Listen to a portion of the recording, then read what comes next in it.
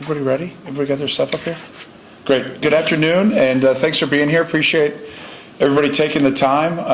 What an exciting day it is, obviously, for us as a program to add a number of student athletes to our football program. But before I jump into that, I just want to talk a little bit briefly about kind of where we've been since the last time we all got together.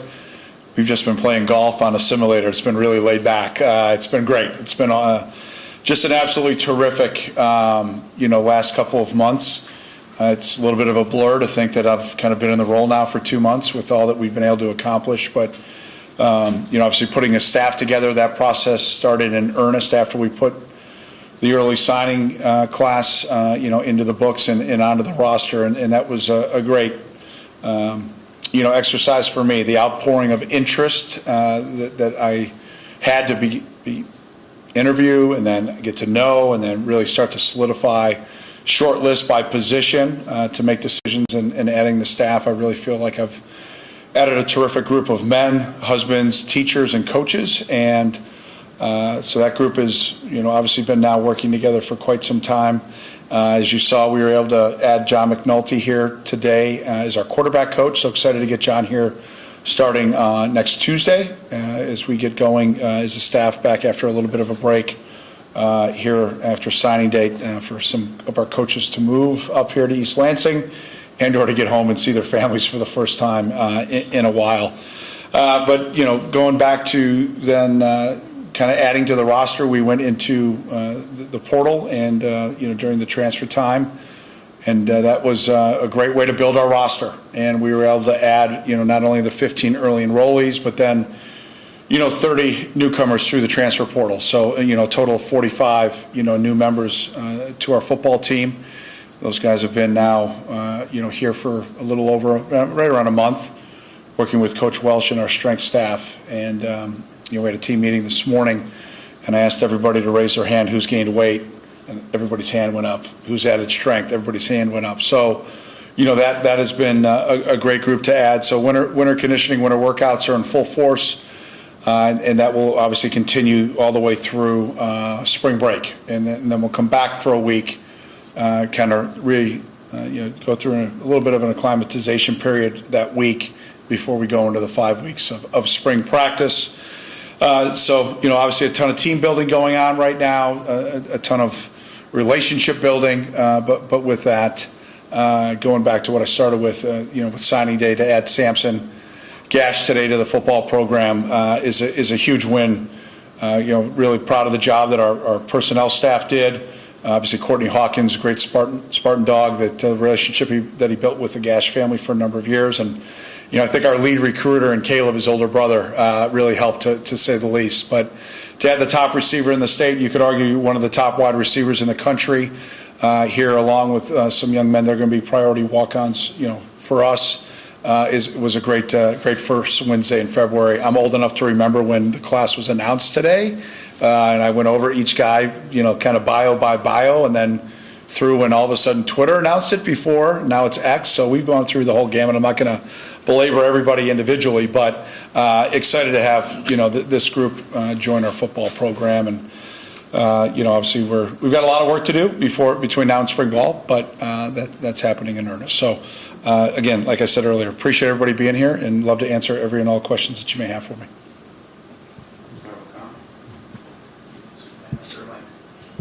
How you doing? I'm wondering, seeing you at basketball games and with Alessio Milivojevic with you at a number of them, I'm wondering how much the relationship between you two is built. Obviously, both Chicago area guys and all those connections, but in terms of maybe building this roster and this process over the past few weeks, how has that developed? Yeah, for sure with our players that, the 54 guys that, stayed with us. Alessio was there almost at every meal that we had when we were in the portal. And for him to come back home here to East Lansing a couple weeks early from his home in Chicago, and to be a part of that. And there were Jordan Hall, there were plenty of other players, but Alessio almost seemed like he was one of two things. He was really committed or really smart, or a combination of both. He knew he could get free meals. So, he was there for almost all of them. But no, he cared. I mean, he really cared about who we were adding. And being a part of that, and I think that's why he's so beloved within the locker room. Just to see his care and his concern for the people that we're bringing in. So it's been great to build relationships not only with him, but the rest of the guys too. And that, has been more so kind of spot here and there as we've been on the road, and that will really kick in big time next Tuesday for our coaching staff as we're now off the road, kind of into building OD special teams installation and playbook things. So we've got a lot to do, but not a lot of time to do it. But Alessio has been great along with his teammates. Pat, you've done a lot of team building in your career. It's kind of your forte. Is there something about doing it at a new place for the first time that makes it especially not only challenging, but maybe fun? Yeah. Can I use that word?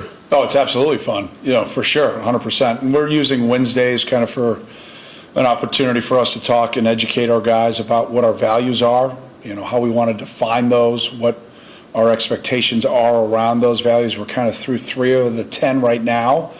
And Joel Welsh, our head strength coach, is leading those talks on Wednesdays and really just trying to instill what we want and how we want it done within the guys here in this first phase of building this team. And I believe it's gone very, very well to this point. How do I feel that way? We kind of give them an exit ticket as they're leaving the meeting, like going through, and they've got to evaluate what we're talking about, what they've learned, what they've heard, and it's resonating with the guys. And then to watch the way that we're working out when we're talking about attitude, we're talking about investment. We got through trust today, to see just the guys, and I'm sitting in the front, and Coach and I obviously put those together. But I don't want to become Charlie Brown's teacher. I don't want the guys always to hear from me. I want to be able to spread that out throughout the staff, and Coach Welsh is handling that here in Phase 1. How much have you felt the momentum here in the first month or so, 6 weeks? Do you feel it around the state, both in recruiting and energy around your program? How noticeable has it been for you? Yeah, it's been great to get around the state in recruiting. I've alluded to it now numerous times, and hopefully now the high school coaches see we're backing it up. We're going to start and end our recruiting in the state of Michigan. Sampson obviously is a huge piece of that puzzle today. There were obviously other guys that we signed in December. Our focus with our priority walk-ons here in the state of Michigan that we've added. I think we're walking the talk, and that's what I think is most important. But from a momentum standpoint, 100%. The high school coaches were excited to see not only myself but our coaching staff throughout the state in kind of the 2-ish weeks that we were able to get out after the portal. Hopefully, I do anticipate that the portal will be something moving forward. How exactly we've got to use that. Number one, we're going to build our program through high school recruiting. And then obviously we'll have some areas that each year we'll have to plug in with some older players through the portal. But that's our plan as we start things off. Pat, following up on that, with Gash and all the 27s that you've been entertaining and talking to, what's the number one question you've gotten, the number one hurdle you've had to clear, and how have you done that? I don't think there's been a hurdle, frankly. I think it's just maybe a little bit more just building relationships with the coaches in the state. I would obviously come to the state of Michigan when I was at my previous institution. It might be for a day.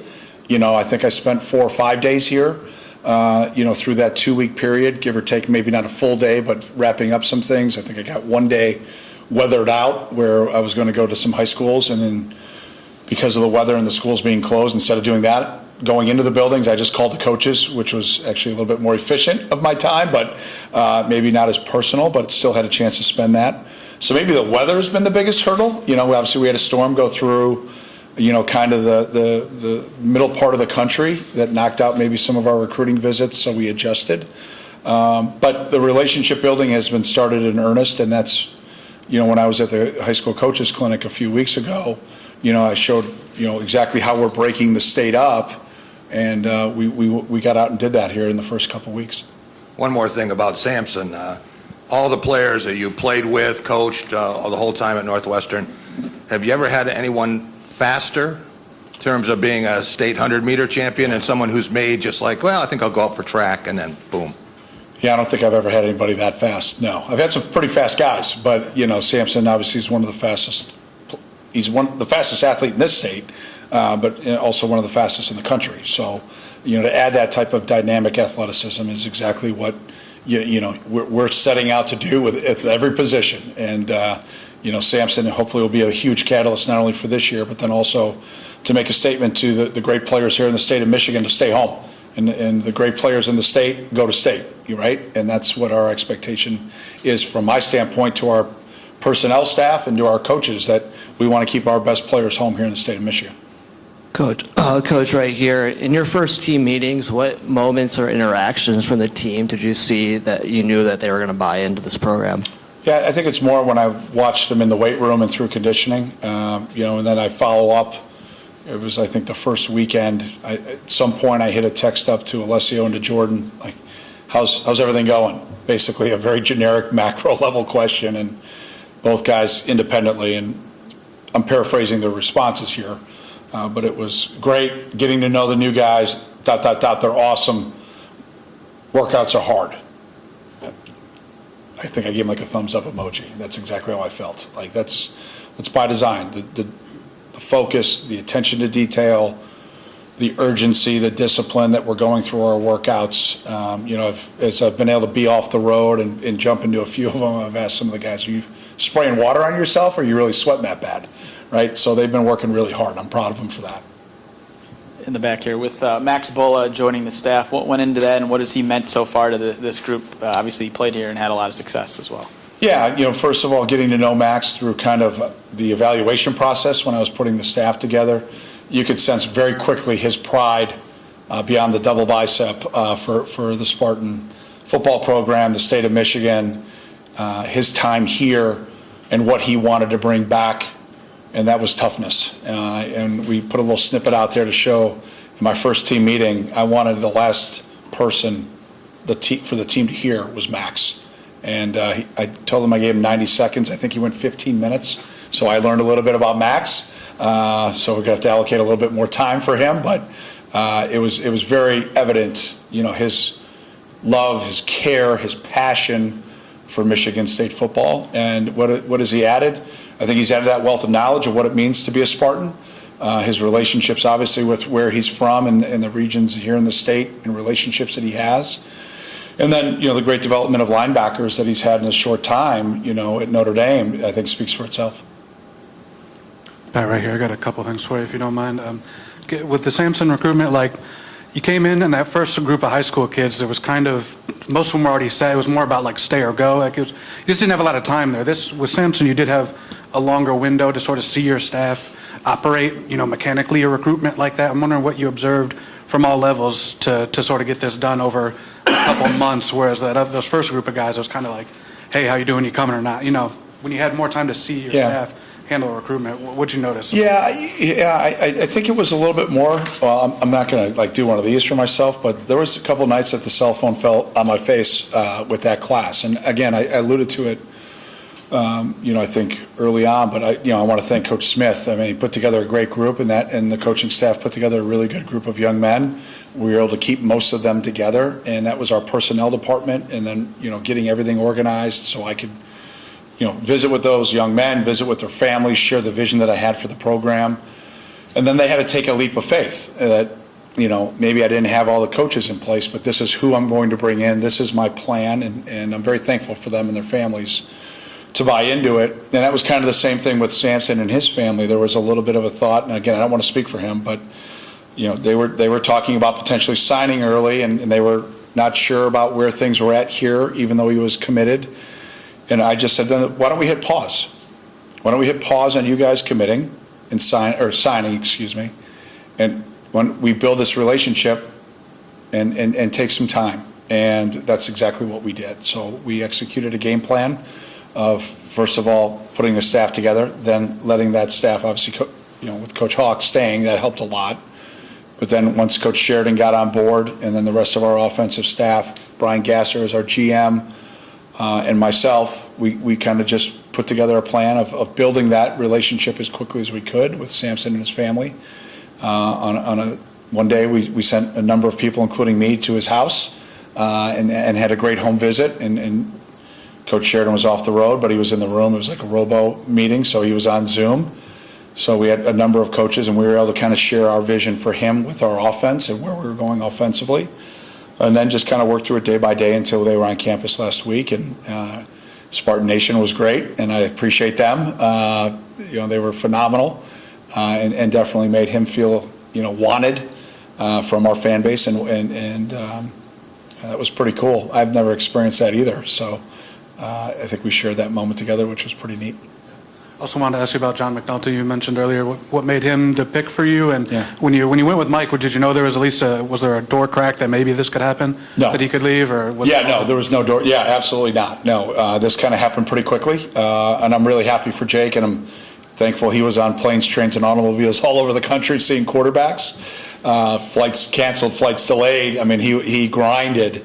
And then, Monk obviously getting the job with the Browns. I've known Monk for a long time, and he and Jake have a history there. When he did get the job, I kind of thought to myself when I was on the road, I think I had just gotten off the road, hopefully he doesn't call Jake, and sure enough he did. But this is a great opportunity, one that I actually encouraged Jake to take. When he called me, I said, we talked about the particulars of the job, and it was the right move for him and for his family. So I'm very thankful for the short amount of time he was here, but also I think set the tone a little bit with our quarterbacks, and now as Nick and I kind of move forward with what we were looking for, we wanted someone with coordinating experience similar to Jake to add to the room offensively, someone with quarterback background experience. Obviously that speaks for itself with John McNulty, and then someone that maybe either one of us potentially had a familiarity with, and obviously Nick and John have worked together before. So, interviewed a handful of candidates, had an outpouring, again, of candidates interested, and I'm very thankful for that. But we kind of set our parameters with what we were looking for, and we're able to get that done, relatively quickly, but very thoroughly. And so I feel like we've added a piece, again, of comfort that Nick has that they've worked together in the past. So I'm excited to get John here. He'll be here on Tuesday. Pat, I guess one of the biggest names that you got added to your staff was LeVar Woods. He'd been at Iowa for eons, basically. What was the process like of getting him here, and how big of an emphasis is special teams going to have on your program? I'll start at the end. Special teams are going to be integral in our program. It was a huge point of emphasis going back to when I was a player, and then my first job, I was a linebacker coach and special teams coordinator at Idaho. And so I'll be heavily involved in that area. I'll be right there riding shotgun with Coach Wood, so to speak, and his staff that we've put together. The relationship, I think first of all started by, playing against him and then coaching against him. There was a high level of respect for our program and their program at my previous institution. And, then to go through the recruiting process with my son Ryan in the same class as Coach Woods' son. Stacy and I got to know he and Megan, a little bit deeper than just coaching. And then just as this role happened for me, and I identified kind of where I wanted to go, I wanted to go after the best special teams coordinator in the country. And I believe Coach Woods is that. And so I put a phone call in, and it started there, and it kind of went for a couple-week period of interview, then more recruiting. I don't want to speak for Coach Woods, but you're right. He had an unbelievable career at Iowa and a former player there. And we just talked about where he wanted to go in his career, where I thought I could help him with that, and then where I thought he could make a huge difference in our football program. And, that's already started. So just very thankful for him being here, and, look forward to getting that to a place where we're said about our special teams the way we've talked about his special teams at Iowa. Great respect for the job he did there. Pat, back here. Connor mentioned that we've seen you at a lot of basketball games. I've also seen your wife and kids. What have these past 2 months been like for you and your family, just readjusting to the coaching lifestyle?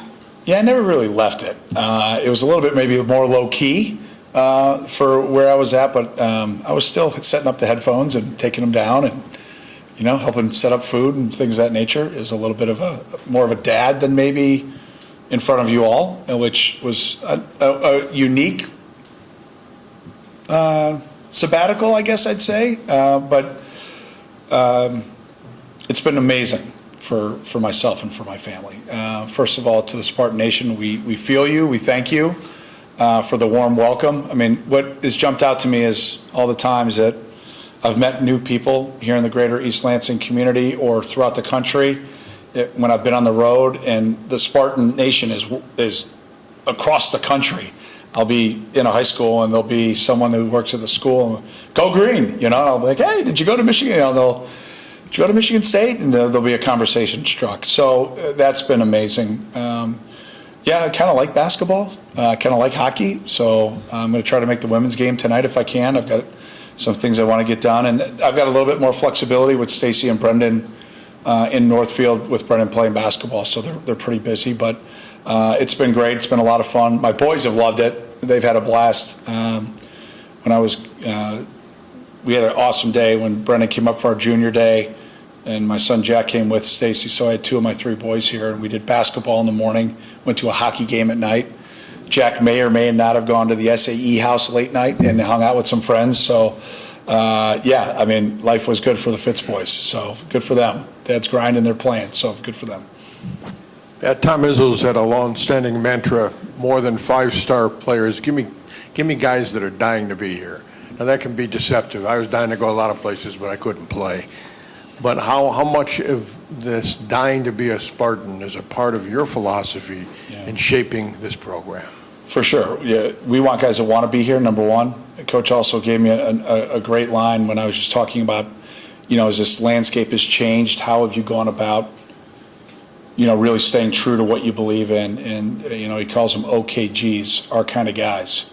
And, I shared that with our staff. And, here's what I'm looking for in OKGs. Guys that fit what we value, guys that love football, don't like football, love football, everything about it. Guys that want to be great teammates. Obviously, they have to be proficient at their position and what we believe they need to have athleticism-wise and talent-wise and whatnot by their position to help us win a championship and build a championship program. But just really who they are as people and what that dynamic looks like around them for when things get hard. And so our OKGs are still in the process, but, we've got the 54 that chose to stay and the way they've been working, and then the 45 that are currently here. I think they're our OKGs, so we're fired up about them. You have a spring calendar yet, or is it still too early? Spring Calendar, like when you start and spring practice? Yeah. Oh, yeah. We're going to start. There's this holiday called St. Patrick's Day, so I figured it'd be a great holiday to start. So, so we'll start March 17th, and we'll basically go Tuesday, Thursday, Saturday for the next 5 weeks. Finish. You don't know about the last day yet. Will you do a spring game type thing, or don't you know yet? Yeah. My thought is we'll maybe do a little bit more of a fan fest. Here in year one, we need all 15 practices for install and for things of that nature, but we'll have more information to come out on that. I hope I didn't steal anybody's thunder or get myself in trouble with that. But we want to give back to our fans. But I also need to make sure I'm doing what I think is best for the team with what we need, especially here in year one. Pat, I got 2 questions for you, if that's okay. First, how well do you know Dan Campbell? Because I saw at that game on what was it, Friday, you brought Samson over, and it looked like you guys have a bit of rapport. Yeah, I've known Dan. We've chatted a little bit. I obviously have never worked with him. I've got great respect for the job the coach has done. One of my former staff members was with him last year, and now I believe he's added Mikey Kafka. He's added Mike to his staff, which obviously I've recruited Mike as his area recruiting coach. I then was his head coach, and I'm very close with Mike. So excited to get him here, hopefully for a few games. But I'll obviously get to know Dan quite a bit as we move forward. And, that toughness, the grit, the mindset, the mentality that he's brought to the Lions is not going to be very different from what the approach will be here. Interesting. And then I wanted to ask, too, about, you mentioned recruiting in the state of Michigan, but I noticed there were trips back to Chicago where you've been for years. But I wonder how easy is it to go back to, Chicago's a gold mine of talent. There's so many talented players in that area, but the relationships that you've built over, 20 years, we could call it, and the past 3 years, especially back in the high school ranks. How much can you lean on those to recruit some of those players? Yeah, I think like developing players, developing a program, developing recruiting is all about relationships, and I think it's huge. I think it's going to be an area, again, when we leave the state of Michigan, we're going to be in Ohio, we're going to be in Indiana, we're going to be in Pennsylvania, we're going to be in Illinois, focused in Chicago. And the reception was awesome. All those areas. When I was in Cleveland, one of the coaches said to me, "Where you been?" And I said, "I've been at high school." He goes, "No." He goes, "Where's the Spartan been?" I go, "I don't know, but we're back." and they were excited to see us. So, when you look back at when this program was where it should be, that's a top 10 football program. Coach D, obviously I studied intimately when I was competing against him, and he built his rosters. It's not going to be too far removed from that model. And obviously we'll go anywhere to get players that fit us and want to be here. But, really that's kind of going to be our focus here, especially here in this class. You can see it, but then as we move forward in the future classes to go. Yeah, I've got a question about Colin Campbell, the offensive lineman from Arizona. I know you said you weren't going to go over every single player. I understand that. But he was an interesting situation in that Tabaka had not been hired yet. And do you remember much about selling him on sticking with the class and so forth? Was that an interesting one? Yeah, again, it's sales, but more I think it's just being genuine and being honest and communicating and building a relationship. And I was on the phone. I don't even know the number. More than 5, less than 20.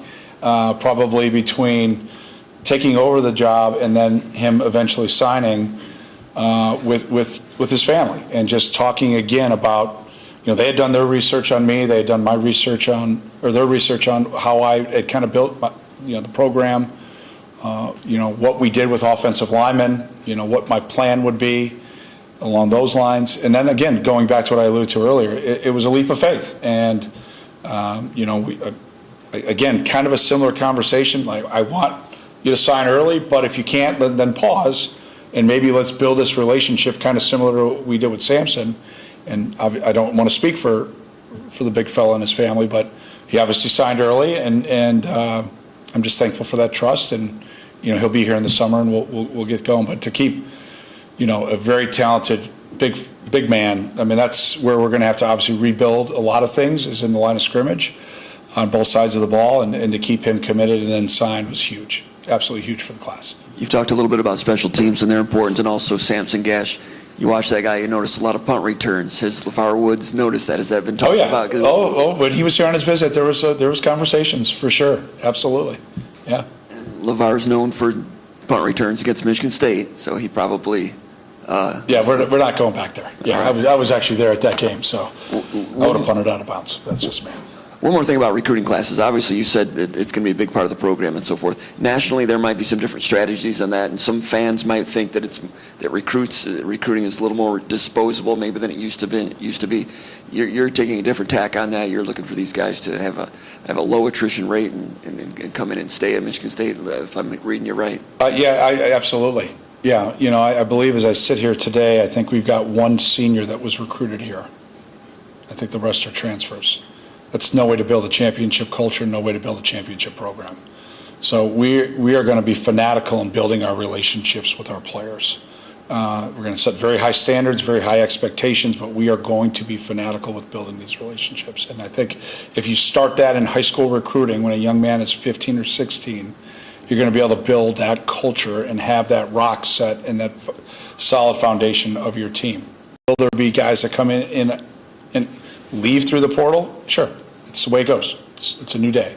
So then you've got to be very aggressive. When you have, the number that we had this year, it was about adding competitive depth to the roster to make sure that we have, as I look back, the amount of injury that happened last year and maybe even the year before, we have to have competitive depth. And that was our focus in getting guys out of the portal with production over potential. And almost all of these guys have put it on tape. I mean, varying degrees and levels of degrees of that, but we were able to see what they did, how they did it, against the level of competition that they were competing against, and then being able to project where they may be for the guys that have multiple years, with when we put them into what our development process is, where we think they can be this fall and then the falls in the future, and then the guys that, for maybe had 1 year left, we really wanted to focus on guys that were going to come here to compete to start. And that was kind of how we went about it. So it's not just high school, that's it, that there's a whole plan that goes along with it. But I would prefer not to have it be the numbers that we had this year and have to go get 30 every year. I do not anticipate that. If it does, we'll adjust. But, the portal will be a part of it every year because it's just the nature of the beast now. Pat, on your right over here. I just wanted to ask, you mentioned him a couple times, and it sounds like there's kind of a pointed effort to have him set the culture with the values days or whatever I think they're called. Of just Joel Welsh and his value as a strength coach and someone who he's the one the players are probably spending the most time with right now. Yeah. What went into Yeah. identifying him and his role in sort of building this culture? Yeah, Joel Welsh is going to be essential. That role is essential in what I've always been a part of. I just believe your strength staff is your secret sauce. It's got to be right. They're going to spend as much time as anyone in our football program with our players. That was a long research project for me when I was putting our staff together. I've got great staff members that have been with me in the past, and I love them dearly. They did a great job at Northwestern for us. I'll let the production speak for itself with how we developed our guys. And I was able to bring two of my staff members with me, Matt Flannery and Darren Bailey. So, there's a piece of that in that secret sauce right now. But I've just felt during my time in the Big Ten, and this is with the utmost respect that I say this, the strongest team year in and year out that we had to compete against was in Iowa City. And, I reached out to Coach Ferentz, and I dug on Joel, and that's where this started. And then I just started as many people as I could talk to about him and how he runs things and how he does things and how he carries himself. And really what I felt strongly that we needed when I got here from like I said earlier, the standards, the expectations, the urgency, the discipline, and then being fanatical. That's where I got this. He was the one that said that to me. What's our plan to get our team where it needs to be? And he goes, we need to build fanatical relationships with our players. And after that, it was the old had me at hello, line. He had me, and I was like, all right. And we just kept going and going and going and going and going and building that. We never worked together in previous experiences. We didn't really have a lot of connections, and we're 3 weeks into it, and so far it's been spectacular. Now, we're all excited about the first month, but now as we move forward, it's going to be key. So he's going to be absolutely essential, along with obviously his staff, everything that we have in that area, nutrition, sports science, mental health, mental skills, all those types of things, athletic training. We have a high-performance team, and that team is being built right now, too, with developing our players. So there's a lot that goes into that, and Coach Welsh is a huge piece of it. Pat, at least going back to the transfer portal, it seemed almost like there was immediate emphasis or a focus on building in the trenches, at least on the offensive line. The first commit was Ben. Can you speak, was there a focus or an element where you guys kind of wanted to address that area first? Yeah, there will always be a focus on the line of scrimmage here, period. Yeah. Oh, no. The Big Ten, to win the Big Ten, you have to win the line of scrimmage.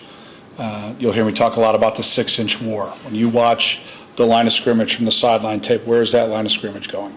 And it really only has to move about that much for you to know whether or not you're winning the line of scrimmage or not. Now, it's all by schematics that may vary and all that, but we needed, when I first met a lot of the guys, and I wrote it when we had our first staff meeting, what's the first line in our conference? Big. And I wrote it as big as I could up on a dry erase board.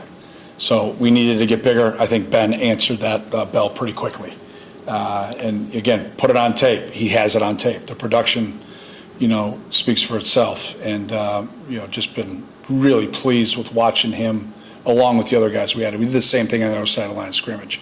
You see, we got longer. We got much longer than maybe we were in the past. And then there's also with some of the guys that have multiple years on that defensive side that we brought in, their development to us is very exciting about where they're going to be, not only this fall, but probably this time next year, where they could potentially be. But the focus, both sides, was to add that, and then also, obviously, on defense to add competitive depth.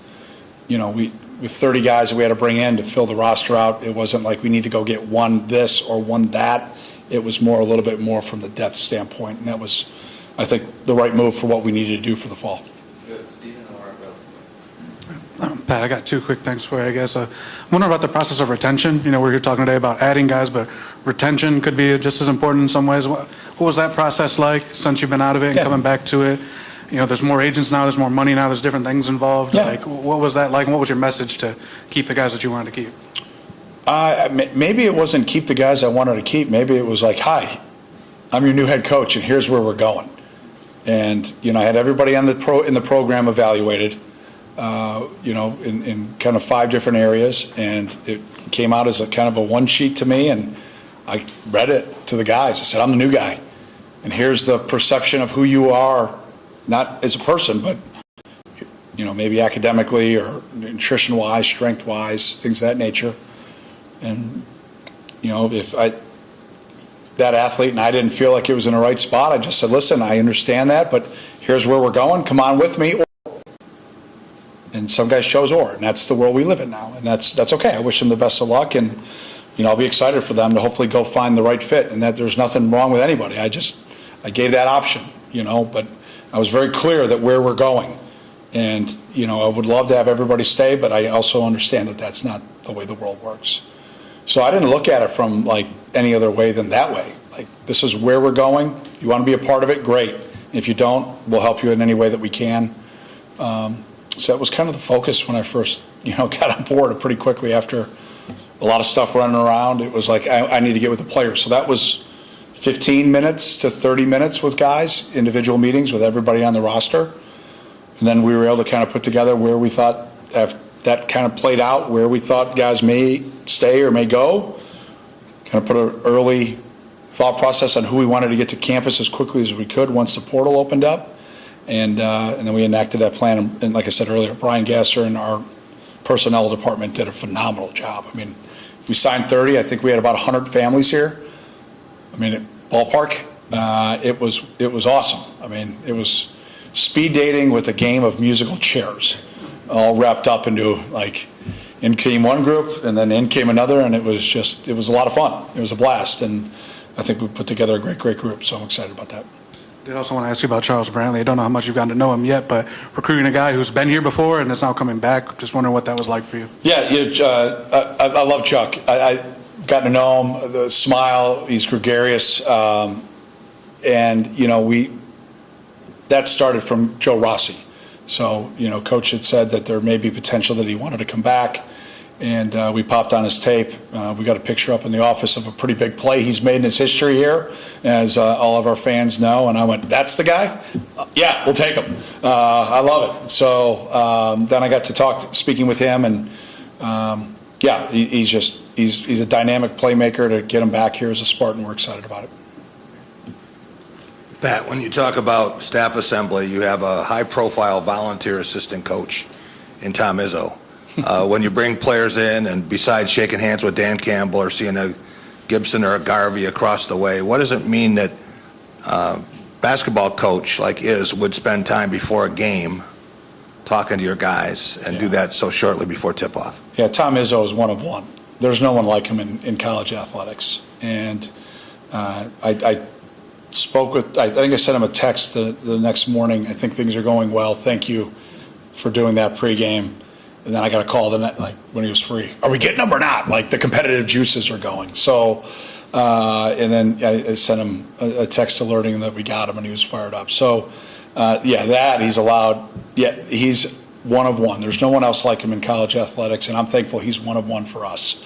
I would never categorize him, no offense, as an assistant coach. I'm his assistant, whatever he needs. If he needs me to carry his golf bag, I'll do that. But the way he's opened his arms, his family's opened their arms for Stacy and I, the way the basketball program has opened their arms for our staff has been phenomenal, and we're really thankful for that. And every chance I get when I'm off the road, I'm going to be a part of trying to cheer them on to be successful. And there's nobody else like him in college athletics, and we're thankful that he's a Spartan, and I'm thankful that I'm his colleague. Thanks, Coach. Appreciate your time. Okay. Thanks, everybody. Go Green. Thank you.